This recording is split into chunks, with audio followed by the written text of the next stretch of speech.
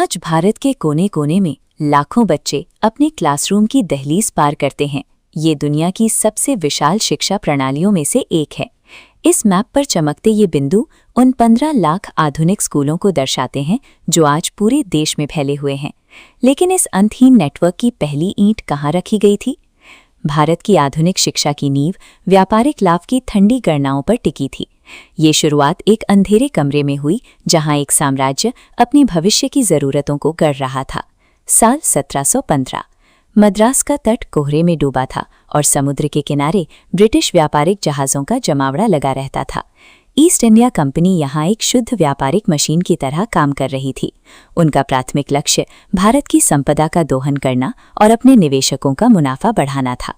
उस समय भारत की अपनी पारंपरिक शिक्षा व्यवस्था मौजूद थी, लेकिन ये व्यवस्था कंपनी के औपनिवेशिक ढांचे से पूरी तरह अलग और स्वायत्त थी।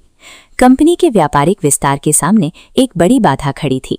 उनके पास अंग्रेजी समझने वाले स्थानीय कर्मचारियों की कमी थी जो उनके बढ़ते साम्राज्य का हिसाब रख सकें। अधिकारियों ने ये निष्कर्ष निकाला कि उनके मुनाफे की मशीन तभी सुचारू रूप से चलेगी जब भी स्थानीय स्तर पर ही अपने लिए वफादार और कुशल क्लर्क तैयार करेंगे।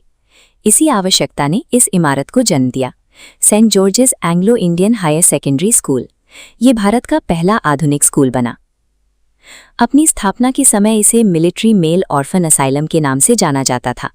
इस असाइलम की दीवारों के भीतर का जीवन कठोर था। टिमटिमाते तेल के लैंप और लकड़ी की सख्त बेंचें यहाँ के अनुशासन की गवाह थीं। यहाँ रहने वाले अनाथ बच्चों का जीवन कड़े सैन्य नियमों से बंधा था। सादा भोजन और बड़े डॉर्मेट्रीज उनके दैनिक अस्तित्व का हिस्सा थे। ब्रिटिश मिशनरी शिक्षकों का मुख्य दायित्व बच्चों में बुनियादी अंग्रेजी भाषा और बिना सवाल किए आज्ञा का पालन करने के संस्कार डालना था। ये अनाथालय एक प्रशिक्षण केंद्र की तरह काम करता था। इसका उद्देश्य बच्चों को एक विशिष्ट सांचे में ढालकर उन्हें साम्राज्य के लिए उपयोगी और वफादार कर्मचारी बनाना था। जैसे जैसे कंपनी ने नए क्षेत्रों पर कब्जा किया, दफ्तरों में लेजर्स, फाइलों और व्यापारिक समझौतों का अंबार लग गया। इस कागजी साम्राज्य को चलाने के लिए शिक्षित हाथों की जरूरत थी। ब्रिटेन से क्लार्क मंगवाना बहुत महंगा था। स्थानीय बच्चों को प्रशिक्षित करना सस्ता समाधान था। कंपनी के लिए ये खर्च एक दीर्घकालिक निवेश था। 10 साल की बुनियादी शिक्षा के बाद उन्हें दशकों तक मिलने वाला सस्ता लेबर मिलने वाला था। इस तरह उन्होंने एक प्रशासनिक मजदूर वर्ग की नींव रखी। ये वर्ग केवल औपनिवेशिक तंत्र की रसद और कागजी कार्रवाई को संभालने के लिए तैयार किया गया था। अनाथों को चुनना एक गहरी कूटनीति थी। स्थानीय सत्ता से जुड़ाव न होने से वे पूरी तरह ब्रिटिश शासन के वफादार बने रहते। ईस्ट इंडिया कंपनी ने मद्रास में नौकरशाही की एक फैक्ट्री खड़ी कर दी थी। यहाँ न्यूनतम लागत पर उन पुर्जों का निर्माण किया जाता था जो ब्रिटिश प्रशासन की मशीनरी को चला सकें। इस ढांचे को तैयार करने के लिए विशाल रसद जुटाई गई। इंग्लैंड से जहाज़ों में भरकर खास लकड़ी, लोहे का सामान और ब्रिटिश किताबें लाई गईं। यहाँ का पाठ्यक्रम पूरी तरह व्यावहारिक था। लेजर्स के लिए गणित, आदेशों के लिए अंग्रेजी और नियंत्रण के लिए धार्मिक पाठ।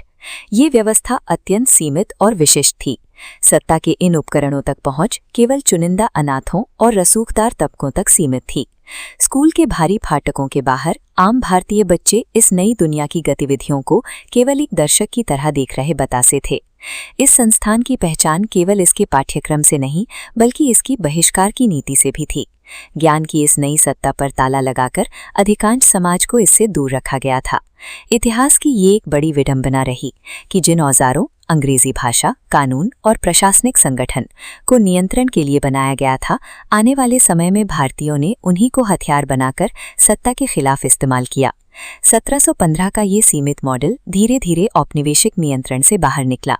भारतीय समाज सुधारकों ने इस शिक्षा पद्धति को अपनाकर इसे जन जन तक पहुंचाने का काम शुरू किया। समय के साथ वे कठोर लकड़ी की बेंचें और अंधेरे कमरे आधुनिक तकनीक से लैस और समावेशी स्मार्ट क्लासेस में बदल गए। आज देश के उन 15 लाख स्कूलों का बुनियादी ढांचा इसी ऐतिहासिक मॉडल की लंबी विकास यात्रा का परिणाम है। सेंट जॉर्जेस स्कूल की वो ईंटों वाली इमारत आज भी चेन्नई में खड़ी है। इसकी दीवारों में 300 सालों की वो खामोश कहानी दर्ज है जिसने भारत का चेहरा बदल दिया। एक छोटा कमरा जिसे केवल साम्राज्य की सेवा के लिए क्लर्क तैयार करने के लिए बनाया गया था, अंततः उस आधुनिक शिक्षा का प्रस्थान बिंदु बना जिसने एक स्वतंत्र राष्ट्र की बौद्धिक चेतना को आकार दिया।